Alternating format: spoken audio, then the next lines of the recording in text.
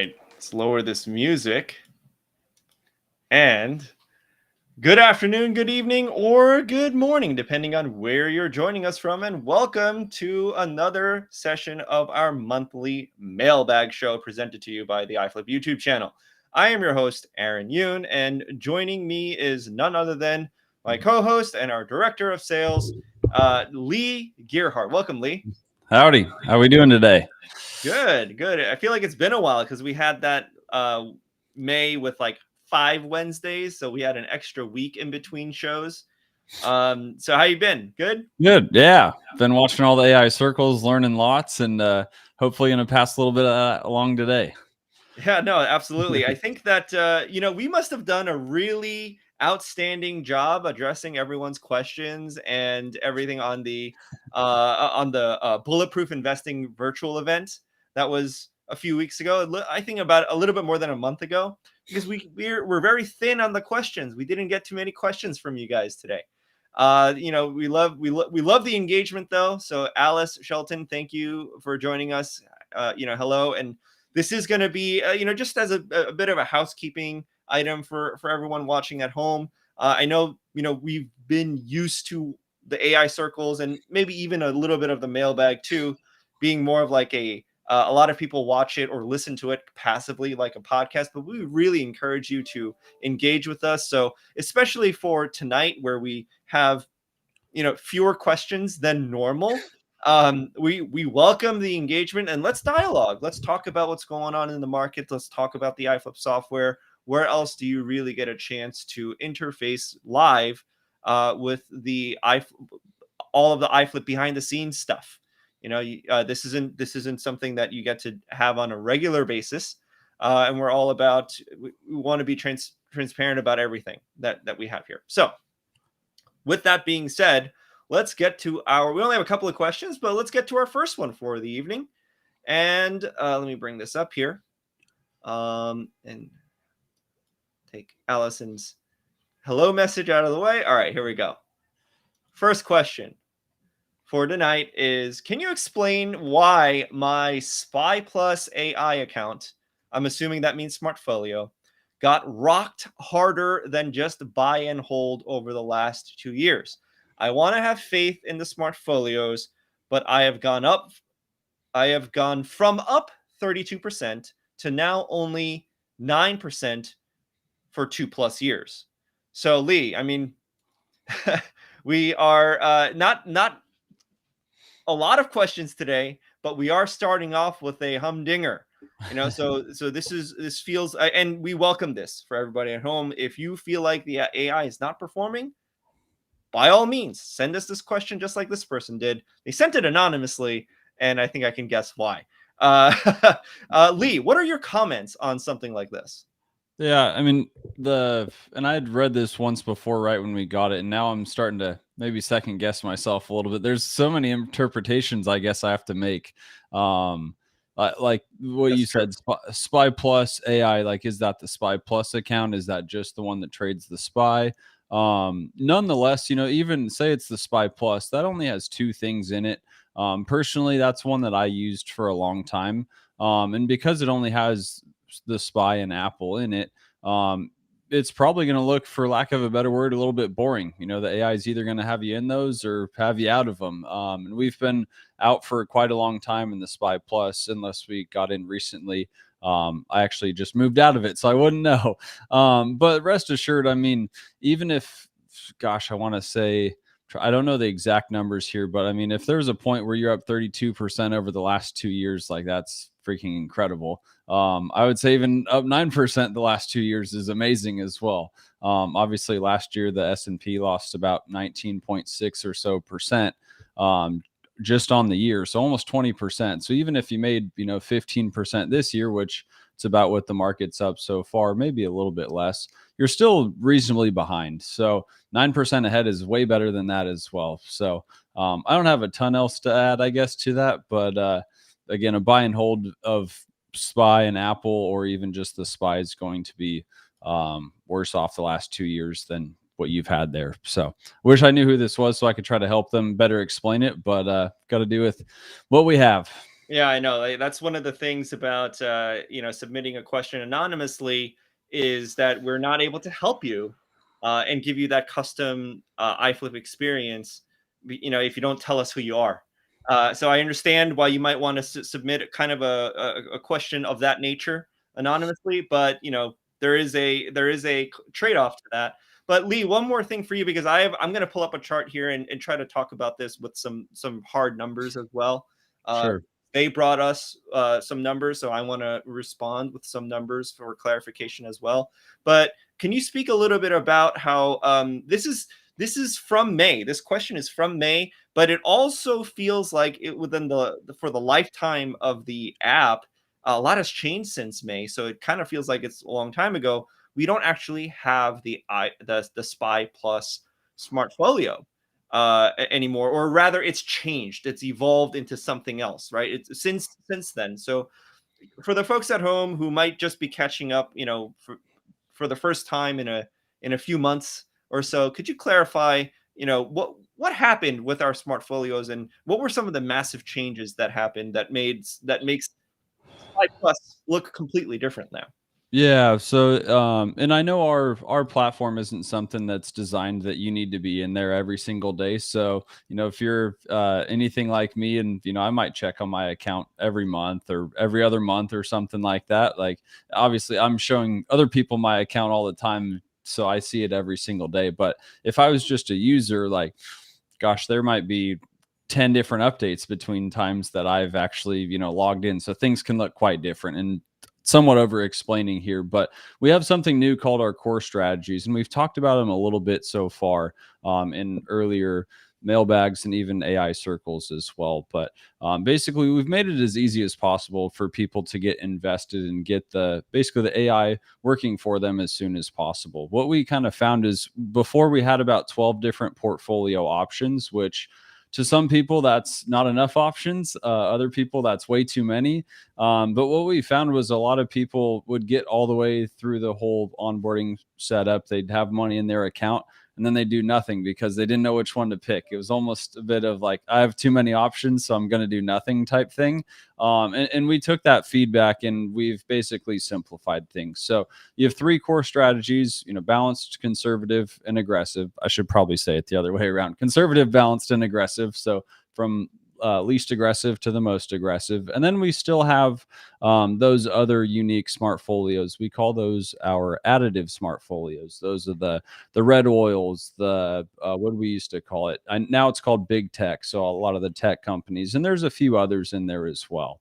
But basically, we've shrunk the portfolio options just a little bit. Also retooled some portfolios a little bit as well, but again, with the intent that people can actually get to the finish line much quicker and easier. And I think we're all here to invest and make our money, earn some money. So if we can help in any way, that's kind of why we've done it.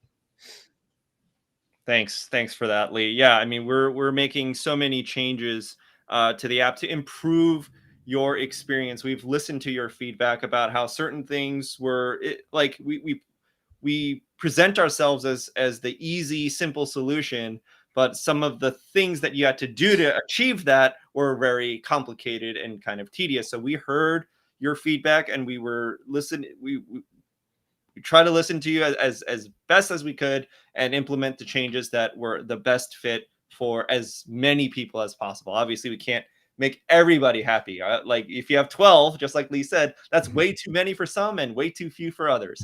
So we wanted to achieve though what is the desired effect? You don't just want a bigger menu just for the sake of having a bigger menu. You want to there's a feeling of feeling safe and confident with your investment that I think is the common denominator for all of us, and that's where we came up with the consolidation of many smartfolios. And I think and that's why we have these shows, right? That's why you have to participate and pay attention. Otherwise, you might feel like the app doesn't give as much information as we give on a YouTube show. So that being said, now might be a really good time for you to hit that subscribe button. Make sure you hit that notification bell and stay tuned for every single episode that we have here on the live iFlip live streams. Now, back to the question here, because this question did come in a little bit hot. So let's bring this back one more time. Towards the end of the question, he says, or he or she says, I want to have faith in smartfolios, but I have gone from up 32% to now only 9% for 2+ years. So I'm going to interpret that the way it's written literally and say you are now currently sitting on plus 9% gains over the past 2 years.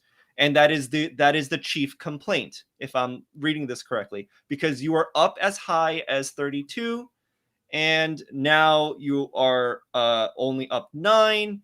So there's a complaint. I've gone down 2,300 basis points. I've lost. Let me try to put some context around that.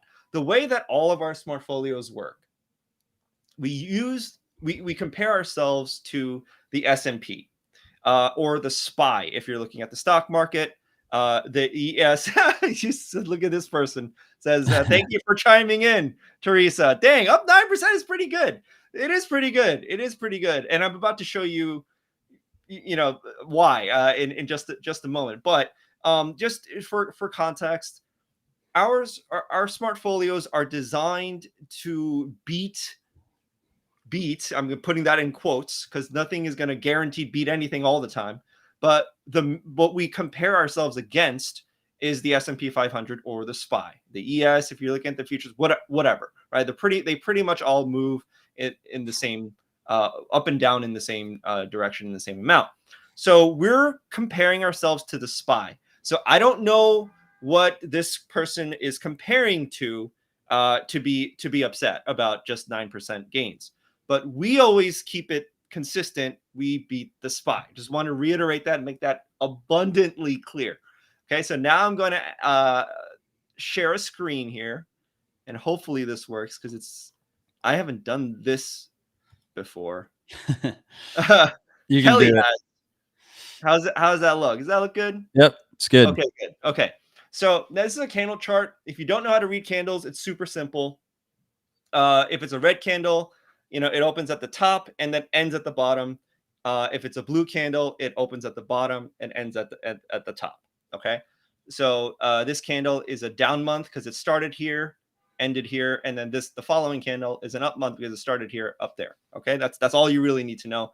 Forget about the wicks above and below that. You don't really need to know that. Okay. Each bar represents 1 month.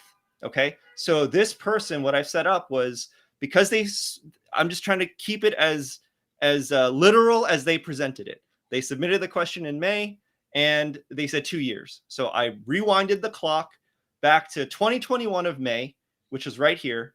And then they submitted the question in May. So that's the last month. This is current month. You can see how we're having a crazy month right now, uncharacteristic of June. Usually June isn't this bullish, but you can see that ignore this last candle. As of May of 2023, they're right here. And you can see this line is almost straight. Since May of last year, the market went up like crazy. Then we had the crazy crash of 2022, and then it's recovered. It's just basically gone nowhere, if excluding June, right? Obviously, this example excludes the current month.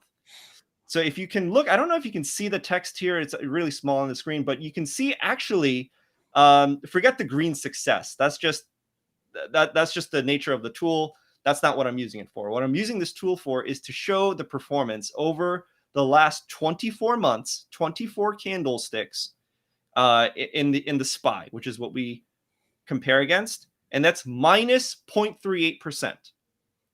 So when I hear like, oh, buy and hold did better, yours did worse, I have to clarify buy and hold of what, because usually what we do is we compare ourselves with the easiest, most fundamental form of investing, which is buy and hold the SPY, right? It's pretty much the bread and butter for all index funds. All index funds ultimately just try to get as close to the SPY as possible.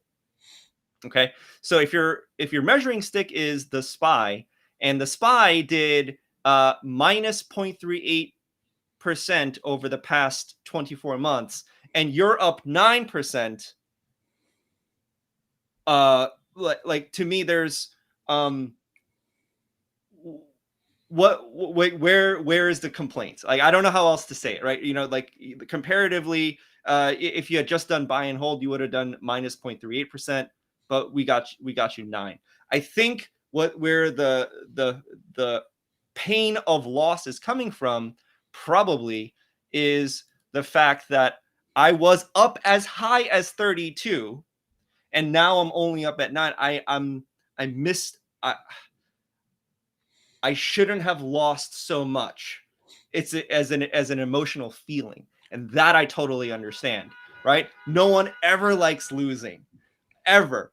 But if you've been into any of our events, if you went to Bulletproof Investing, or you went to Master the Markets, our past 2 events, multiple speakers would have said multiple times, losing is the cost of business when it comes to the game of investing. Right? It's part of the game. Now, the trick is to keep your losses small and your wins big, right? So the fact that you were up as high as 32 is more reflective of how crazy and inflated the market was. Still kind of is, depending on who you ask. But the fact that you were able to cap your losses, and instead of being down 0.38%, you're up 0.9%, is actually really good. You're technically beating the market. If you're watching, whoever submitted this question, and you're actually comparing to something else, then please let us know. Please submit a follow-up question, where we welcome this. We welcome these kinds of, we welcome the scrutiny of our app, right? Because we feel like this will stand up against all measures. So we just have to be super clear what we're talking about. Anyway, I just hope that clears things up. Hope that visual helps. Is there anything that you wanted to add, Lee, to that question? Not much, and not to discredit the question, but it could be just a misinterpretation of numbers. Just off the top of my head, I'm not sure there was ever a time the last couple of years where individual stocks, yeah, have made 32%, some of them, but like the S&P, I don't think has ever been up 32% over the last 2 years at any, even from its worst to what it is now. Like from the worst of 2022 till now, I doubt it's even close to 32%, but I'm happy to be wrong. Yeah, absolutely. Like, you could, hindsight is 2020, right? So you could do the hindsight talk track of like, hey, why didn't you invest in all tech this year? Then you would have been up 300%, right? If you would have invested in only Nvidia, only Facebook and Apple, you would have more than doubled or tripled your money right now. Like this year alone, in the past 6 months, right? It's like, how can you know to do that?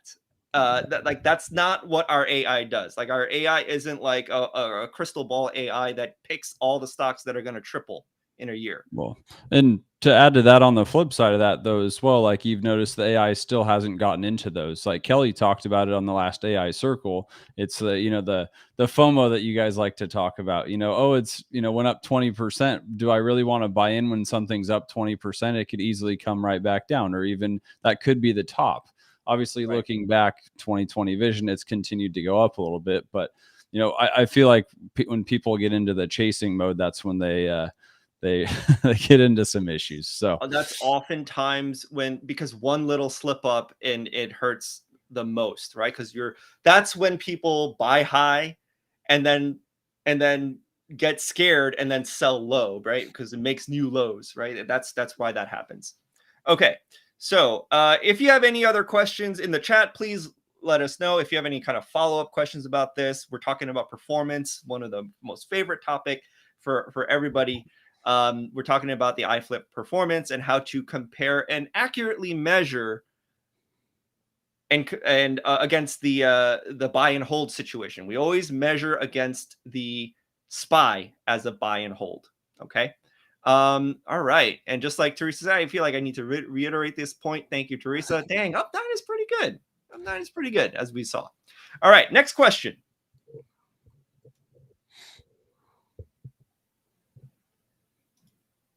There we are. And this is coming to us from a YouTube subscriber. I like how they publicly subscribed to us. That's what that red icon is. Hope to see more of that. This is a YouTube comment.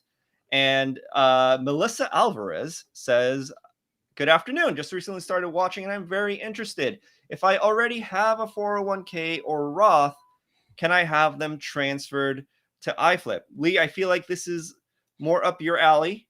What do you say? What do you have to say for Melissa here?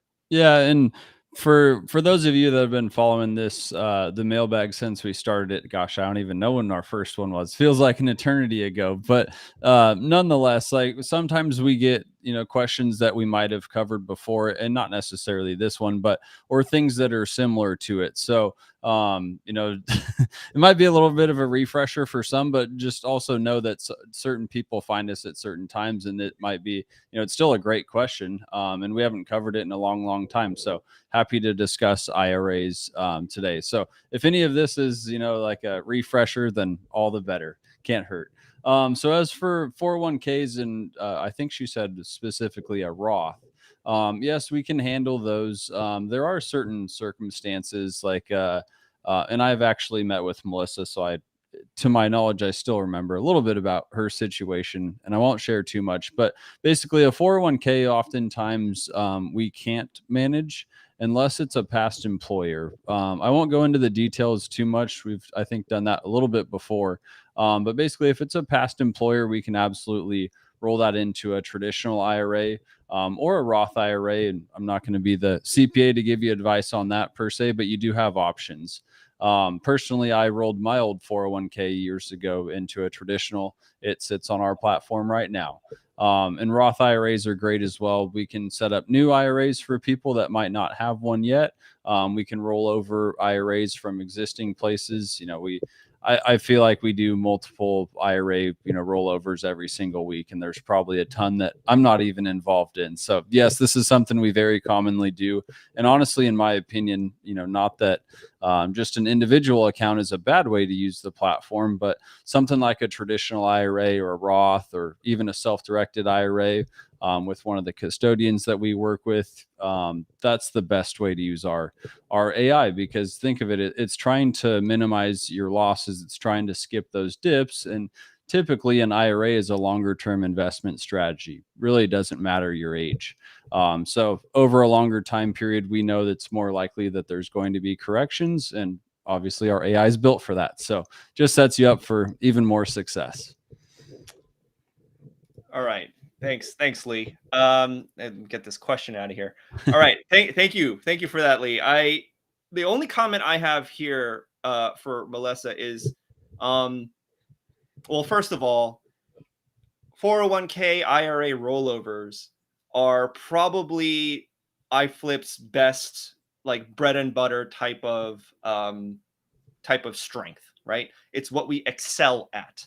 iFlip is probably the best fit for the long term, right? We're not a day trading, short term, like, take money out of the market every day kind of platform.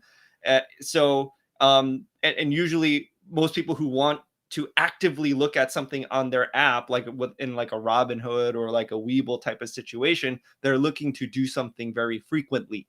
Whereas with a 401k or a Roth or something like that, that's usually the kind of thing that most people are like, oh yeah, I just put some money in it every month, and I haven't looked at it in like years or months, or hopefully not years, but I haven't looked at it in months, or I only look at it every quarter or so, right? And that's the kind of relationship that is the best fit for iFlip, right? Because as we said, the AI isn't doing anything, but not doing anything is actually beating the market right now, right? Considering how badly it crashed last year, and we're just now starting to recover. So the only thing that I would add for Melissa here is it's not advice. It's just that it's a nifty little life hack trick that a couple of people have brought up, and I have to say it's kind of neat. Because you're not able to roll over an account with a current employer. They just 99% of the time won't let you do that.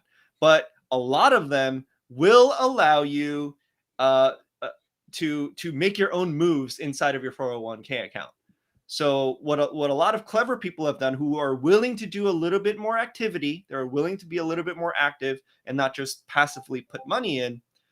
They they have an iFlip account, of course, right? And they take what the AI has done on their iFlip account and they mirror that activity on their 401k account. So if the AI, you get a notification every time AI gets in or out of something, right?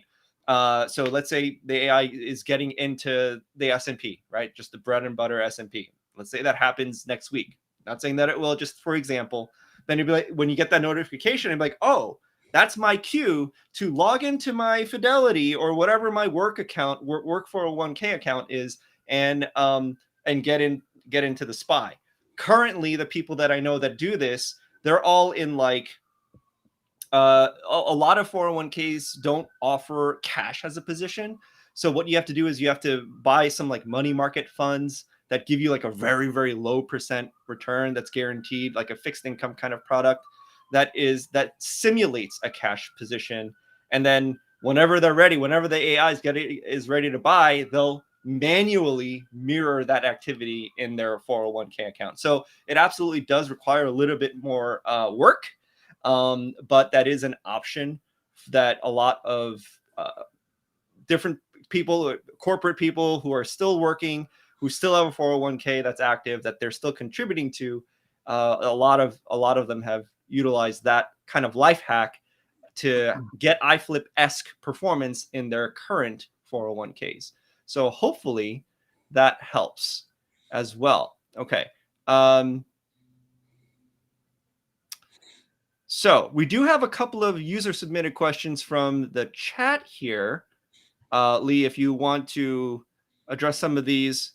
Francisco, big time iFlip loyal viewer, is saying, what's going on with the server? The app is very slow. Yes. And, we know, we know. I can get into the dev side and the product side of this question. But Lee, do you have any comments from like just the customer side that you want to Yeah. add here? I always tell people and it's kind of personal preference, whether you use the, web-based computer version or the mobile app. I'm on my computer all day long, so I use the computer version. I like it because there's a bigger screen, more, real estate, if you will, there. And it's easier to display certain things as well. But I would say like that one is, at least currently, the computer version is working better than the mobile app. And you might be surprised that we probably have a lot more people that use the web version when they do check on things than the app. Both are fine. Both will be working flawlessly here in the near future. I don't want to give any dates or hold our team to anything that can't be met necessarily, but I do know they're working very hard on things, and Aaron can get more in depth with it. But the app, I want to say there's going to be a new release coming here in the next few weeks or so. So, Aaron, I'll kind of kick it back to you, and you can get more in depth if you'd like. But my preference is just, use the computer version. Typically, that one has been working best lately. But yes, we do know that there are a little bit of problems with it, but it's all trending in the right direction. So, Francisco, you and I both can't wait for it to be working perfectly again. Yeah, absolutely. Francisco, thank you for the question. And like I said, we welcome this kind of stuff because we really pride ourselves on the transparency and the honesty and the authenticity. So if you have a complaint and if you have a criticism, please don't feel free to bring it up. I mean, you can bring it up on the live chat here, or you can email us if you want it to be a little bit more private or offline. Email mailbag@iflipinvest.com for any of these kinds of questions. But just to bring back Francisco here, hopefully he's still here and watching. I understand the app is very slow, and when you say the app, I'm going to assume that means mobile, because that's what most people mean by when they say app, they mean a mobile app. Okay. Now, without getting into too much technical detail, it used to be that the iFlip web app, the desktop version, and the mobile version were two separate things. We try to make them look as similar to each other as possible, but from a development perspective, there were two different apps that we needed to code for, update, troubleshoot, hotfix, patch, all these kinds of things. There were two separate things that we needed to develop on the back end, right? What does that mean? Like, obviously for you, like, you want it to be synced up, you want the same experience as well. But what we've part of the reason that you're experiencing these issues right now is our efforts to merge the two. Without getting into too much detail, there's like different platforms of code that sit on that our app sits on. Like, there's one set for mobile and there's one set for desktop. Okay, they don't talk to each other, and that's not a scalable thing. So it's one of those growing pains phases that we're gonna have to face sooner or later, and we chose sooner. And we're moving off of both platforms. We're introducing a third platform that has the ability to manage both desktop and mobile at the same time. So going forward, once we fully migrated to this new environment, coding environment, if you will, we have the ability to simply code in one place, and then the changes will update in both your phone, your mobile, and the desktop. And this actually sets the stage for, we don't have this version out right now, like a tablet version, but it's not as common. But it sets the stage for us to very easily release a tablet version as well, if we choose to do that down the road. So this is one of those things that we made a judgment call. We knew it was going to hurt, right? Just like you're hurting, right? The app is very slow. We're hurting too. Just ask our customer service team. We're hurting too. But it was one of those things that it's faced a little bit of the pain now, or a lot of the pain later, because like everything that we do later would cost triple, would take triple the manpower, would take triple the efforts, right? It was just something that we decided was better to deal with while we're still kind of early and growing. So hopefully that addresses that question. We are working on it. I don't have a clear timeline, but we do have some stuff. Like Randy was here last month and he teased a little bit of this. We have some stuff coming in July that should sync up with the release of all of the fixes and the migration to the new coding environment and everything. I'm trying to leave the technical details out because that probably doesn't interest a lot of the people, right? So that is hopefully it's not an excuse really. I'm just trying to explain what's actually happening here, and we recognize it, and that is what we're doing to fix it. And hopefully by next month we will be in a much better place, and all of this will be in the rear view mirror. Okay. Now, we do have some comments from Alice. Thank you so much. She says that I was in an investment with one of those main name companies and never made any money like I have with iFlip. Thank you so much. That's exactly the kind of story we love to hear, right? Over time, AI does outperform the buy and hold. Okay. And now that does it for the questions. We are a little bit over time today, but the fun part is our trivia question now. So thank you for everyone who has stayed to the end. There is one piece of housekeeping. We're changing up the trivia a little bit. So the prize now is basically the same as cash, in my opinion. The prize now is an Amazon gift card. And the denomination is, we're going to give a $25 Amazon gift card for the winner that gets the answer to the trivia question correct. If there's multiple correct answers, then it's the first one that we see on our chat window here.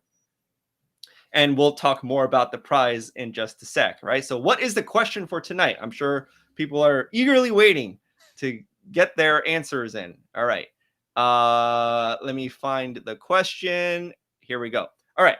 Trivia question for tonight is, in which year did the largest single day point drop in the history of the Dow Jones Industrial Average occur? So we're talking about the Dow index. What year did the largest single day drop occur? So submit your answers in the chat box, and the first person to get as close to the answer as possible is going to be our winner for the evening. I'm sure I feel like this is one of those things that people are immediately like, "Oh, I got the question. Let me go Google it real quick." Um, so I'm sure we'll get the answer soon enough. But if you can guess it even before then, that's going to be it is a little bit of a race too, right? So what year did the Dow have the largest single day drop? Okay, I think we did the S&P last time, and now we're going to talk about the largest drop in the Dow.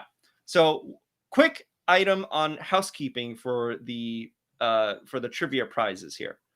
Yes, we're changing up the prize to be something a little bit more versatile and flexible, something that everybody can use. And it's the Amazon gift card. It's $25. However, as an added bonus, as an added incentive, we will be doubling that prize winnings to $50 Amazon gift card if we'll give you the 25 first. We'll give you another 25 on top of it, making your total winnings to 50 if you choose to share the video of you winning and post it on social media. So it could be a post with just text. It could be a video. We'll edit the video clip and send it to you for you to post. And if you could say something nice about how nice it was for you to win free money, basically, in just for showing up to a YouTube show and participating in stuff, that's good to know anyway, right? Financial education isn't. I don't know anybody who thinks that's a bad thing. So participating in our YouTube channel would get you, if you post about it, will also double your winnings.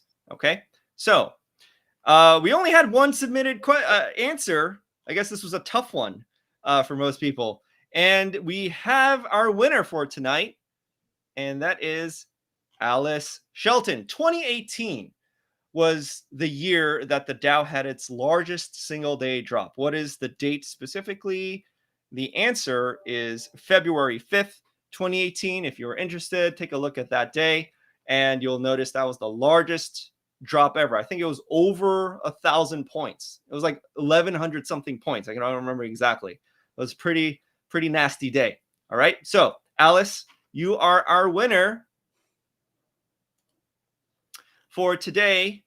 And so in order to qualify for the first $25, for the first $25 gift card, it's not enough that you just got the answer. You also have to show us that you're invested in a smartfolio, any smartfolio of your choice. So just send us an email over to mailbag@iflipinvest.com. And you can just either show us a screenshot of your account or your account number, whichever you want. And after we verify that you're invested in a smartfolio, we'll send you the first $25 right away. And then after that, we'll be in touch and send you some social media content. If you want to post it, you'll get another $25 on top of that. So hopefully that is Elise. Sorry. Are you saying that's how I should say your name, pronounce your name? Elise? Okay. I think that's what she means. Okay. So Elise, that'll be the process. You're our first winner for our new set of prizes with the Amazon gift card.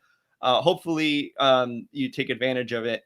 And with that, if you don't have anything else, I think that that concludes the mailbag for June.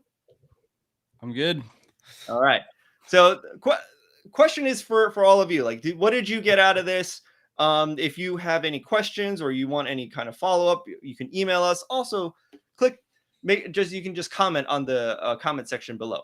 Other than that, please, if you enjoy this kind of content, please consider liking and subscribing to our YouTube channel. Make sure you hit that notification bell, and we will see you on the next live stream from the iFlip YouTube channel. Good night, everybody.